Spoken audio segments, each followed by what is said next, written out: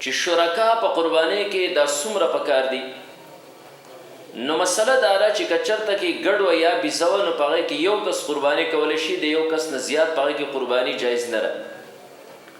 کچرته کې دا حیوان غوامې خوا یا اوخ وغیره نو په دې کې تر 2 کسانو پورې شرکت کولی شي، د 2 کسانو نه زیات په دې کې شرکت نشي کولی.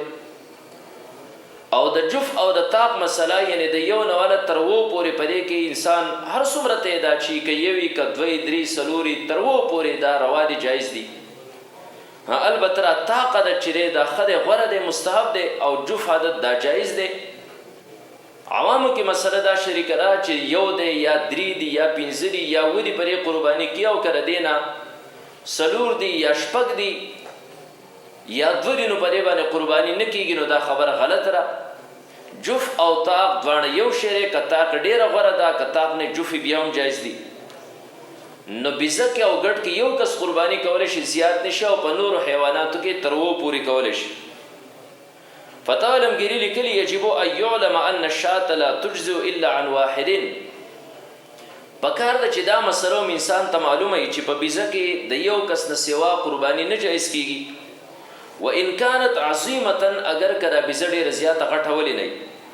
والبقر والبغیر بعیر یجزئ عن 7، او بقره غوا او دغه شانتې بعیر اوخ دا د 2 نه چې دی نو دا کافي کېږي.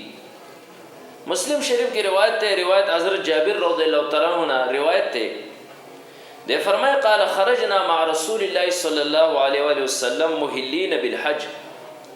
منگ دا نبی علیہ السلام سر اوتو دا حج دا پارا منگ احرام تڑلیو.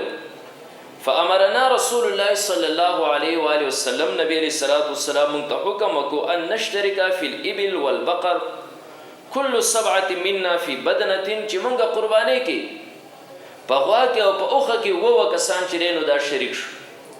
نو د 2 نه سوا چې 8 شي نو بیا قرباني روا نه ده، د 2 پورې هر څومره شرکت انسان پرې کې کولی شي. همدغه حضرت جابر رضی الله تعالی عنہ بر روایت تیرے فرمائی قال نهرنا مع رسول الله صلی الله علیه و آله وسلم عام الحدیبیه. موږ د نبی علیہ الصلوۃ والسلام سره د صلح حدیبیه په کال باندې قرباني وکړه. نو څومره قرباني وکړه؟ البدنة عن 7 والبقر عن 7. اوخ دا د 2 کسانو نه، غوا چې کوم دی نو دا د 2 کسانو نه. نو بیزه کې او ګډ کې د یو کس نه زیات نه شریک کېدی، او په نورو حیواناتو کې تر 2 کسانو پورې شریک کېدی شي، د دې نه سوا نه شریک کېدی.